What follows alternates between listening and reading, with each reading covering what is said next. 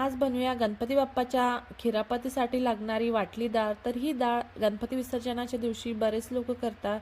तर त्यासाठी इथं मी 1 वाटी हरभऱ्याची डाळ 5-6 तास भिजवून घेतली होती. आता आपण एका मिक्सरच्या जारमध्ये ही पूर्ण डाळ घालू आणि जाडसर वाटून घेऊया. तर त्यामध्ये मी 2-4 हिरव्या मिरच्या घेतल्या, अर्धा इंच आलं घेतलं आणि जाडसर वाटून घेतली. तर इथं बघा आपली डाळ छान जाडसर वाटली गेली. आता एका कुकरच्या डब्यामध्ये काढून घेते.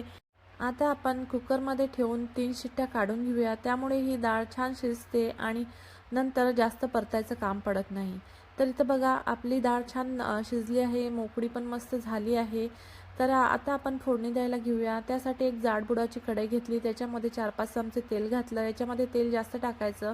तेल गरम झालं की 1 चमचा मोहरी घालायची, अर्धा चमचा हिंग घालायचा, कढीपत्त्याची पानं घालायची आणि नंतर आपण वाटून घेतलेली डाळ घालायची. म्हणजेच आपण जी कुकरला लावली होती डाळ ती लावायची.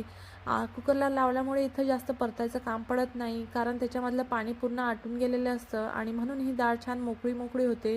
सोबतच मी चवीपुरतं मीठ घातलं, अर्धा चमचा हळद घातली आणि कोथिंबीर घालून छान परतून घ्यायची 2 मिनटं. तर इथं रेडी आहे आपली वाटली डाळ. ही रेसिपी आवडली असेल तर लाईक करा आणि शेअर करा.